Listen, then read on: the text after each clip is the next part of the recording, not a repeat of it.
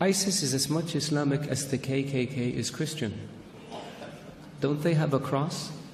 Don't they do everything in the name of religion and Christ?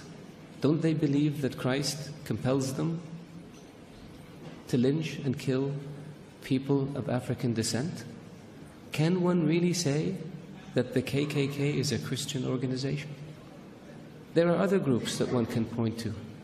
There are other massacres that were committed in the name of keeping certain countries or regions clear of non-Christians. There are people like this also in the Jewish faith that have nothing to do with Judaism. There are people like this in the Hindu faith that have nothing to do with Hinduism.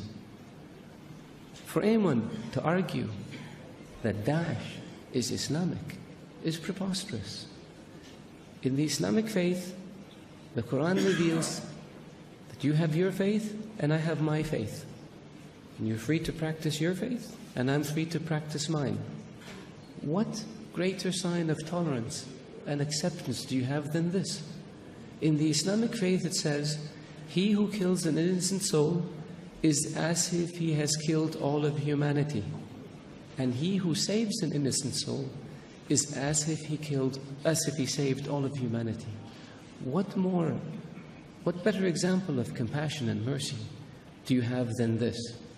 So if you look at what Daesh says and you say it's in the scriptures, doesn't the Old Testament say an eye for an eye and a tooth for a tooth? If somebody does it today, would you say they were Christian or they were Jewish? So I caution people, because it seems to have become almost novel. Not novel, it's become the flavor of the day to try to read things into Daesh or into Islam that are not there. The Islamic religion and Islamic civilization was the civilization that preserved the history of Greek and Rome and passed it on to the West. Western civilization would not exist without the Islamic Arab civilization. The Islamic civilization and the Islamic Arab civilization was the civilization that connected China with Europe. So it was global.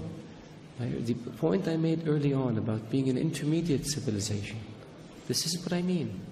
So if Islam was intolerant and Daesh represented Islam, would Islam have preserved Aristotle and Socrates and passed it on to the West?